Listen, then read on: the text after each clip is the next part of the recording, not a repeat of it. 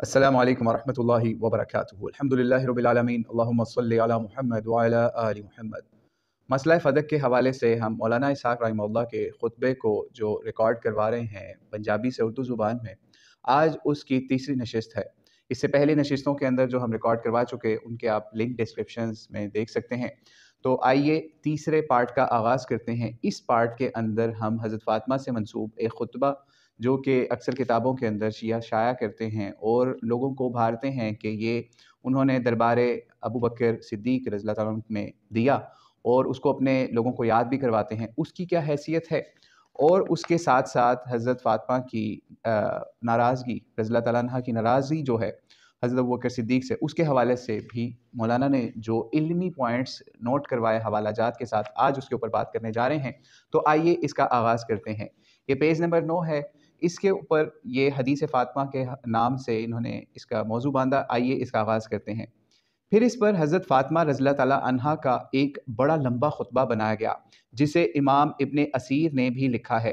اس کی عربی میں شرح بھی کی گئی ہے جو کہ مکہ معظمہ سے شائع ہوئی ہے، جس کو منال الطالب ابن الاسیر کی کتاب جو ہے اس کا حوالہ دیا جا رہا ہے کہ یہ بڑا لمبا خطبہ ہے۔ جب حضرت فاطمہ رضی اللہ تعالیٰ عنہا کو زمین نہیں دی گئی تو وہ چادر اوڑھ کر، یعنی اس کے بارے میں اب بتایا جا رہا ہے کہ اس میں ہے کیا، تو وہ چادر اوڑھ کر حضرت ابو بکر رضی اللہ تعالیٰ عنہ کے دربار میں گئیں، وہاں پردہ کروایا گیا، اور اس پردے کے پیچھے سے انہوں نے ایک تقریر کی جس پر کوئی بندہ مسلمانوں میں ایسا نہ تھا جو زار و قطار نہ رویا ہو۔ آپ نے فرمایا، کیا رسول اللہ صلی اللہ علیہ وآلہ وسلم کے بعد تم نے یہ انصاف کیا، خلیفہ بنے اور مجھے تم نے جائیداد سے محروم کر دیا، قرآن و حدیث کے خلاف عمل کیا۔ یہ ایک انتہائی لمبا خطبہ ہے جو کہ حدیث فاطمہ رضی اللہ تعالیٰ عنہ کے نام سے موجود ہے۔ لوگ کہتے ہیں کتابیں تو فلاں عالم بھی دکھاتا ہے، بھائی اگر صرف لکھا دکھانے سے ہی بات مان لی جائے تو سب ڈوب جائیں گے۔ بات کا کھوج لگانا پڑتا ہے کہ یہ بات کس نے بیان کی اور وہ کیسا ہے۔ یہ حضرت فاطمہ کا خطبہ جو ان کی بیٹی زینب بنت علی بن ابی طالب بیان کرتی ہیں، اور یہ ایک لمبا خطبہ ہے۔ منال طالب کتاب جو ہے اس پہ 500 سے 507 نمبر تک محیط یہ ایک انتہائی لمبی تقریر ہے، عربی زبان میں اتنی اعلیٰ بنائی گئی ہے کہ اسے سننے کے بعد کوئی بندہ روئے بغیر نہیں رہ سکتا کہ کیا یہ انصاف ہو رہا ہے۔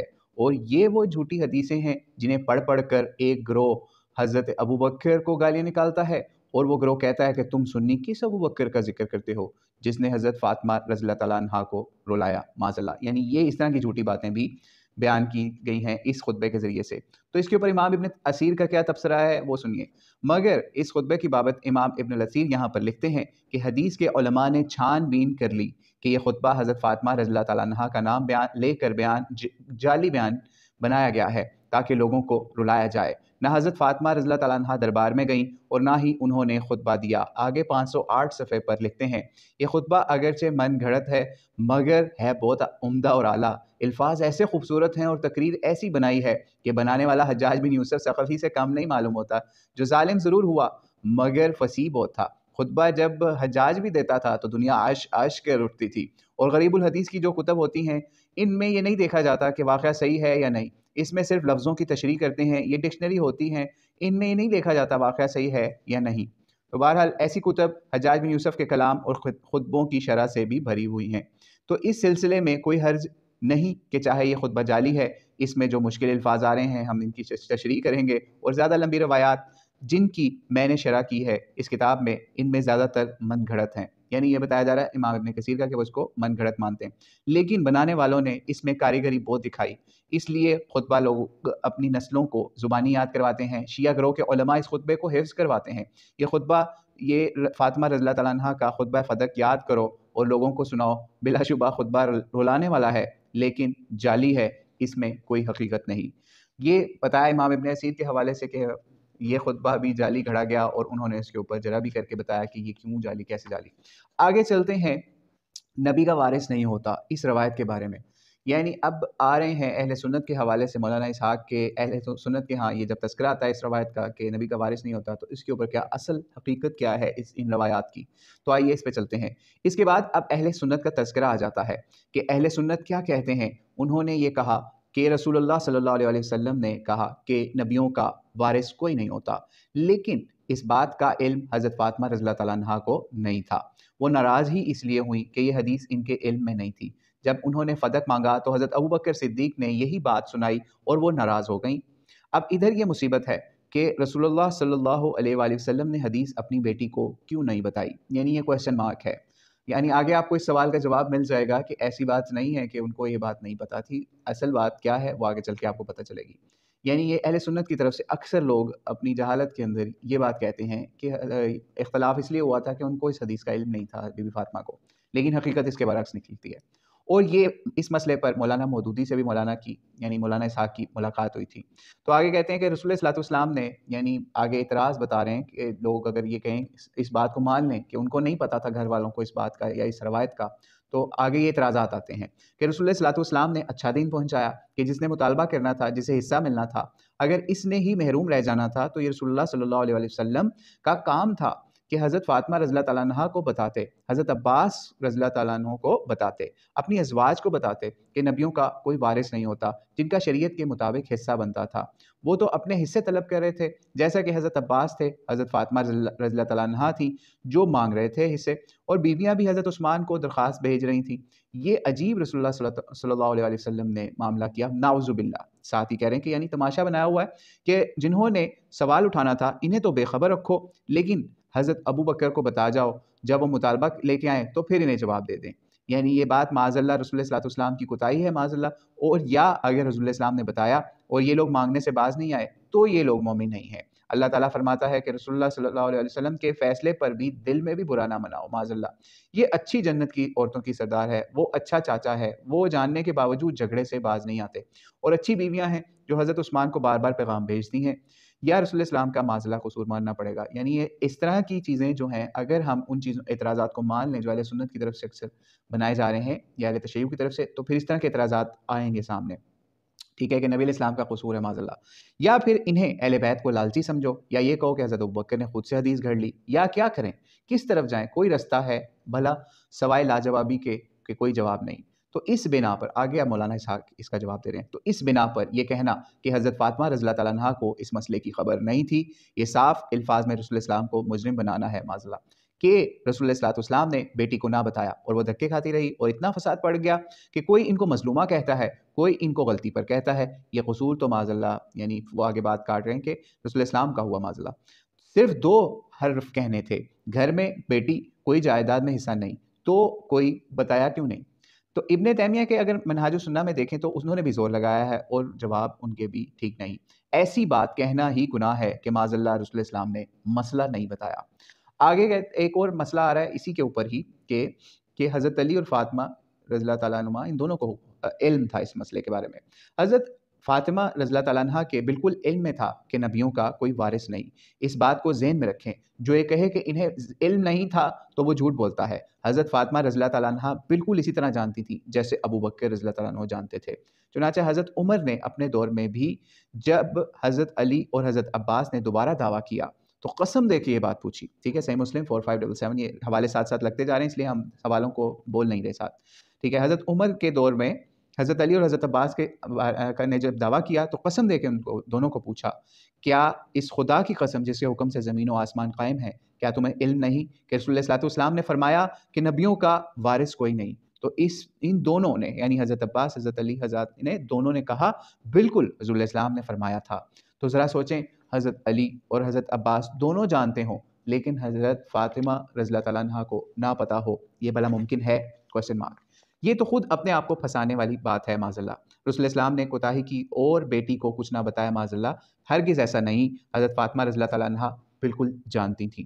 اور حضرت ابو بکر صدیق بھی سچے تھے اس معاملے میں، وہ آگے سنیے کہ انبیاء کی وراثت نہیں ہوتی اس معاملے میں، نہ ہی اس حدیث میں حضرت ابو بکر رضی اللہ تعالیٰ عنہ جھوٹے تھے، وہ بھی ٹھیک کہتے تھے۔ بہت سے دیگر صحابہ نے حضرت عمر کے دربار میں بھی حضرت سعد بن ابی وقاص، الزبیر، عبد الرحمن بن عوف رضی اللہ تعالیٰ عنہم سب نے یہ بات کہی کہ واقعی رسول اللہ السلام نے یہ بات فرمائی تھی، اس لیے یہ حدیث کا اختلاف نہیں ہے۔ پھر اگر یہ حدیث کا اختلاف نہیں تھا تو حضرت فاطمہ رضی اللہ تعالیٰ عنہ ناراض کیوں ہوئی؟ اس کا جواب بھی آگے آ رہا ہے، ٹھیک ہے۔ یعنی اصل مسئلہ تھا کیا جس کے اوپر ناراضگی تھی؟ یعنی یہ نہیں تھا کہ وراثت نہیں ہوتی، اس حدیث کے اوپر ناراضگی نہیں تھی، نہ انہوں نے کہا تم جھوٹے ہو یہ اس معاملے کے اوپر۔ جب انہیں پتا تھا کہ کہ رسول اللہ صلی اللہ علیہ وسلم فرما چکے تھے کہ نبیوں کا وارث نہیں ہوتا، تو اگر حضرت ابو بکر نے بات بیان کیا تو کیا برا کیا؟ ایک طرف وہ آپ کے والد ہیں، دوسری طرف اللہ کے نبی صلی اللہ علیہ وآلہ وسلم ہیں. آپ کو تو زیادہ ماننا چاہیے تھا، مگر آپ ناراض ہوئیں، اور ناراض بھی اتنا ہوئیں کہ موت تک کلام نہ کیا حضرت ابوبکر صدیق سے. ادھر بھی سنی جھوٹ بول رہے ہیں اس حوالے سے کہ بعد میں حضرت ابوبکر نے منا لیا تھا. یعنی ایسی روایات اگر آتی ہیں تو ان کی اسنادی حیثیت کے بارے میں مولانا کیا کہہ رہے ہیں؟ جھوٹ سے کوئی مقدمہ جیت نہیں سکتا. آئیں دلیل سے بات کریں، انشاءاللہ اگر خطبہ چھپ گیا تو معترض بول نہیں سکیں گے. اگر کسی کے پاس سوال ہو، خواہ سنی ہو شیعہ ہو، تو وہ بحث کریں، میں حاضر ہوں. یعنی مولانا اسحاق جس وقت زندہ تھے انہوں نے اتنا للکار کے کہا کہ آ جاؤ بھائی بات کر لیتے ہیں اگر تم لوگوں کو میرے ان دلائل کے اوپر مسئلہ ہے. حضرت فاطمہ رضی اللہ تعالیٰ عنہ ناراض ضرور تھی اور بالکل راضی نہیں ہوئی، آخر تک ناراض ہی رہیں، ناراضگی میں ہی فوت ہوئیں، اور جنازہ بھی حضرت علی رضی اللہ تعالیٰ عنہ نے ان کو نہیں بلایا، رات کے اندھیرے میں دفن کیا. بخاری مسلم میں یہ باتیں معلوم ہے، موجود ہیں. اس سے انکار کرنے کا کوئی فائدہ نہیں. حقائق کا سامنا کرو، جو ہوا اسے سچ مانو، اور ساتھ ہی ساتھ اس کا حل کرو جو صحیح ہے، جس سے کسی پر اعتراض نہ آئے. کوئی لے آتا ہے کہ شعبی جو ہے وہ مرسل ہے، حسن ہے، حضرت ابوبکر نے انہیں منا لیا تھا. مرسل تو خود ضعیف کی ایک قسم ہے. آپ صحیحین یعنی مسلم بخاری کو چھوڑ کر کیوں ایسی روایات ڈھونڈتے ہیں جو کہ کمزور ہیں؟ لہٰذا سچ یہی ہے، حضرت فاطمہ رضی اللہ تعالیٰ عنہ ناراض ہی رہیں اور ناراض ہی فوت ہوئیں.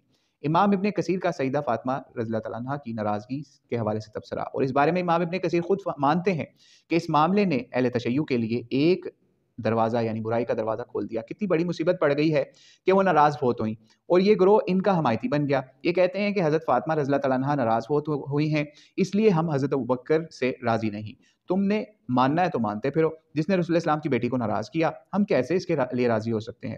ہم راضی نہیں ہو سکتے، ہم نے ناراض ہی رہنا ہے. تو اس ضمن میں امام ابن کثیر فرماتے ہیں کہ حضرت فاطمہ رضی اللہ تعالیٰ عنہ کا حضرت ابوبکر سے بول چال بند کر دینا، انہیں جنازے پر نہ بلانا، مرنے تک ناراض رہنا، اس نے شیعہ فرقے کے لیے ایک بہت برائی کا رستہ کھولا. انہیں اپنی جہالت کرنے کا بہت موقع مل گیا ہے. یہ صفحہ 202 ہے، 5ویں جلد ہے بدایہ والنہایہ کی. کہتے ہیں اگر یہ لوگ اچھے طریقے سے غور کرتے تو حضرت ابوبکر کا عذر انہیں سمجھ آ جاتا.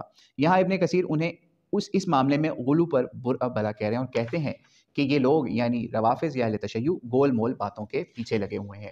یعنی چنانچہ مصیبت تو امت کے لیے بن چکی ہے، جیسا کہ امام ابن کثیر خود فرماتے ہیں. ابن کثیر مانتے ہیں کہ حضرت فاطمہ رضی اللہ تعالیٰ عنہ کے ناراض مرنے سے انہیں ایک بہانہ مل گیا. اب اس بات کی جان چھوڑتے نہیں کہ حضرت فاطمہ ناراض فوت ہوئی ہیں. ان کی باتیں در حقیقت یہ بخاری مسلم کی روایات ہیں. اس کے مقابلے میں جو یہ کہتا ہے کہ راضی ہوئی تھی تو وہ بہت جھوٹ بولتا ہے. اچھا ایک اور چیز یہاں پہ ضمن کہتے چلیں، ریفرنس بھی آپ دیکھ رہے ہوں گے بخاری مسلم کے ہم جیسے لگاتے ہیں. تو ناراضگی والی روایات کو اگر ماننا ہے، اگر وہ پوری روایتیں آپ مانیں تو اہل تشیع کا مسئلہ وہاں بھی حل ہو جاتا ہے. لیکن چونکہ وہ پوری روایت نہیں مانتے، اس روایت سے صرف حضرت فاطمہ کی ناراضگی والی بات لینی ہے. باقی جو ہے حضرت علی کا بیعت کرنے والا یا ان سے صلح کرنے والا یا ان کی تعریفیں کرنے والا یعنی ابوبکر کی تعریفیں کرنے والا یا ممبر کے اوپر بیٹھ کے تعریفیں کرنے والا، وہ باتیں اہل تشیع کو انہی روایات سے قبول نہیں. بس ناراضگی والی روایت جو ہے بخاری سے مقبول ہے بس. اچھا جی، کہتے ہیں آگے کہ اس کے مقابلے میں جو یہ کہتا ہے کہ وہ راضی ہو گئی تھی تو وہ جھوٹ بولتا ہے. جنازے میں بالکل نہیں بلایا، یہ نہیں آئے. وہ اپنی طرف سے حدیثیں وضع کر کے یہ حضرت ابوبکر صدیق نے جنازہ پڑھایا. یعنی ایسی روایات بھی تاریخی مل جاتی ہیں. ان کا مولانا کہہ رہے ہیں کہ اپنی طرف سے حدیثیں وضع کر کے یہ کہنا کہ حضرت ابوبکر صدیق نے جنازہ پڑھایا، نہیں پڑھا تھا. ابھی وقت نہیں، وگرنہ میں میزان الاعتدال سے پڑھتا. یہ بالکل جعلی راویوں کی بنائی ہوئی روایتیں ہیں، ان کی کچھ اصل نہیں. نہ حضرت ابوبکر جنازے پر آئے، نہ انہیں کسی نے بلایا. حضرت فاطمہ ان سے ناراض فوت ہوئیں، اس بات کی صداقت میں کوئی شک نہیں. یعنی مولانا بھی ایک ہی میزان سے سب کو تول رہے ہیں، یعنی کہ علم حدیث کے حوالے سے. یعنی اگر آپ نے گپوں کے اوپر چلنا ہے یا جو بھی لکھا پڑھ کے اس کو سنا کے اس کو مان لینا ہے، تو مولانا کا بھی یہ موقف ہے کہ حضرت ابوبکر صدیق جنازے میں شامل نہیں ہوئے، نہ انہیں بلایا گیا. لیکن اگر ان جھوٹی روایتوں کو ماننا ہے تو ان کے اندر تو یہ چیز آ رہی ہے کہ واقعی شامل بھی ہوئے، جنازہ بھی انہوں نے نہیں پڑھایا. تو مولانا ایک حق گو عالم ہونے کے ناطے ان روایتوں کا بھی بتا رہے ہیں کہ ان کے اندر بھی وضع ہے. ٹھیک ہے، آگے چلتے ہیں. اب سوچنے کی بات یہ ہے کہ حدیث معلوم ہے کہ حضرت علی کو کہ حضور علیہ السلام نے فرمائی ہے کہ لازمی حضرت فاطمہ کو بھی یہ بات معلوم ہوگی. یعنی جیسے پہلے ہم اس کا ریفرنس دے چکے کہ حضرت علی کو، حضرت عباس کو حضرت عمر نے یہ حدیث بیان کر کے ان سے گواہی لی تھی اور انہوں نے کہا تھا واقعی ایسا ہی ہے، یعنی کہ نبیوں کا وارث نہیں ہوتا. تو حضرت ابوبکر نے اسے حضور علیہ السلام کی حدیث کہہ رہے ہیں، تو پھر اہل بیت ناراض کیوں ہوئے؟ دراصل مسئلہ غلط فہمی کا شکار ہو گیا. اکثر اہل فکر دوسری وادیوں میں چلے گئے. وراثت کا جھگڑا ہی نہیں تھا. یعنی مولانا یہاں فرما رہے ہیں کہ وراثت کا یہاں جھگڑا ہی نہیں تھا، کیونکہ حضرت علی، حضرت عباس، اہل بیت کو یہ بات پتہ تھی کہ نبیوں کا وارث نہیں ہوتا، جیسے ہم پہلے ریفرنس دے چکے. تو پھر مسئلہ کیا ہے؟ یہ بات مجھے عمر بر کی، مولانا کہتے ہیں مولانا اسحاق کہ یہ بات مجھے عمر بر کی تحقیق سے ملی ہے، جس کی بنا پر میں بالکل مطمئن ہو گیا ہوں کہ حضرت ابوبکر غلط ہیں نہ ہی حضرت فاطمہ غلط. یہاں فہم کا اختلاف ہے. حدیث بالکل سچی ہے، مگر حدیث کا یہ مفہوم بالکل نہیں کہ نبی کی زمین کسی کو نہیں مل سکتی تھی. زمین مل سکتی ہے، اور صدقے سے مراد بھی خیرات نہیں، جو آپ علیہ السلام نے فرمایا کہ ما ترکنا صدقہ، یعنی ہم انبیاء جو بھی چھوڑیں وہ صدقہ ہے. اس سے مراد وہ صدقہ نہیں جو سادات کے لیے حرام ہے، بلکہ حدیث کی کتابیں نکال کر پڑھیں جہاں پر وقف کا بیان آتا ہے، یعنی وقف کے حوالے سے بات ہو رہی ہے، جہاں وقف کا بیان آتا ہے کہ کوئی زمین جس کے بارے میں اگر کوئی آدمی یہ کہتا ہے کہ یہ نہ بکے گی، نہ کسی کو دی جائے گی، اور نہ ہی بانٹی جائے گی، یہ قیامت تک ایسے ہی رہے گی، اس کی آمدنی فلاں فلاں کام کے اوپر خرچ ہوگی، اس کو وقف کہتے ہیں، عربی زبان میں صدقہ کہتے ہیں اس کو. اسی طرح حضور علیہ السلام نے فرمایا کہ اس کو صدقہ اس لحاظ سے کہا.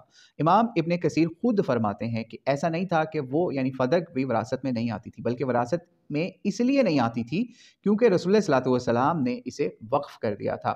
میں بھی اپنی زمین میں سے 2 کھیت اگر وقف کر دوں تو یہ نہیں بانٹے جائیں گے اور نہ کوئی بیچ سکے گا، تو یہ وقف بھی صدقہ ہے. جتنی احادیث وقف کے بارے میں باب میں آئی ہیں سب صدقہ ہیں. تو یہ سب سے پہلا ایسا وقف صدقہ اسلام میں حضرت عمر نے کیا. جب خیبر میں انہیں حصہ ملا تو حضرت عمر نے رضی اللہ تعالیٰ عنہ نے اس بارے میں رسول اللہ السلام سے پوچھا. آپ علیہ السلام نے فرمایا ایسا کرو، زمین قیامت تک تو تمہاری ملکیت سے ہلے بھی نہ، ٹکڑا بھی ایسے ہی رہے، مگر اس کی آمدنی مسکینوں پر خرچ ہوتی رہے اور مسافروں پر بھی تمہارا کنبہ بھی کھائے، یعنی مسافروں پر بھی ہوگی، کنبہ بھی تمہارا کھائے. یعنی یہ پہلا وقف تھا جس کو صدقہ بھی کہتے ہیں. امام ابن کثیر فرماتے ہیں جو حضور علیہ السلام کی زمینیں تھیں وہ آپ علیہ السلام کہ خاندانوں کو اس لیے نہیں ملی کیونکہ نبیوں کی وراثت نہیں، یعنی اس لیے نہیں ملی کہ کیونکہ نبیوں کی وراثت نہیں چلتی. اس طرح کی حجت پیش کرنے سے والے جھوٹ بولتے ہیں، چونکہ حضور علیہ السلام نے فرما دیا تھا کہ یہ زمینیں وقف ہیں، اس لیے یہ زمینیں وقف ہو گئی تھیں.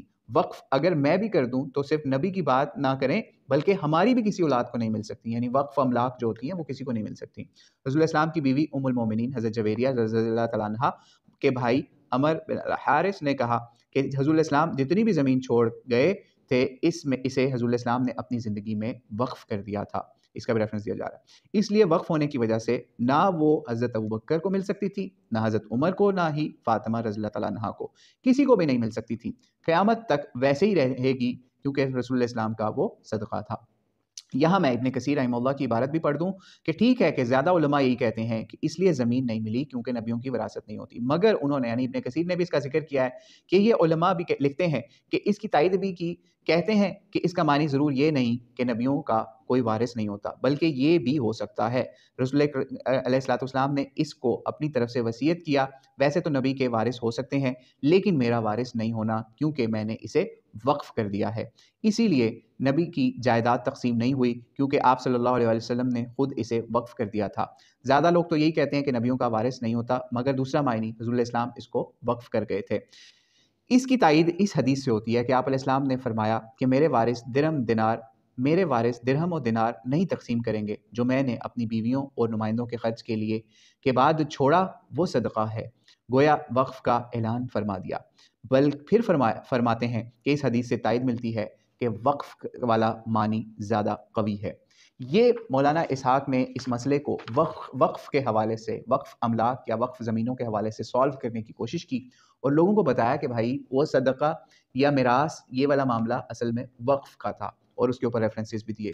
آگے اگلی نشست کے اندر اس کے اصل مسئلہ کیا تھا، یعنی متولی ہونے کا یا نگران ہونے کا یا اس کے حوالے سے، تو اس کے حوالے سے بھی مختلف آراء، حضرت عمر کے زمانے کے اندر بھی اس کے بارے میں کیا ہوا اس کے بارے میں بھی، اور پھر حضرت علی نے اس کو جائیداد کو کیوں نہ بانٹا اس کے حوالے سے بھی آگے مزید نیکسٹ لیکچر کے اندر یا نیکسٹ پارٹ کے اندر، پارٹ نمبر 4 کے اندر انشاءاللہ تعالی ہم بیان کرنے کی کوشش کریں گے. تو اللہ کریم سے دعا ہے اللہ کریم ہمیں اس مسئلے کو سمجھنے والا اور آپس میں پیار محبت سے رہنے والا بنائے کہ 1400 سال پہلے کا ایک معاملہ ہے جس سے ہمارا امت مسلمہ کا آج کوئی لینا دینا نہیں ہے کہ بھائی ہمیں اندر سے کچھ مل جانا ہے اس سے، ٹھیک ہے.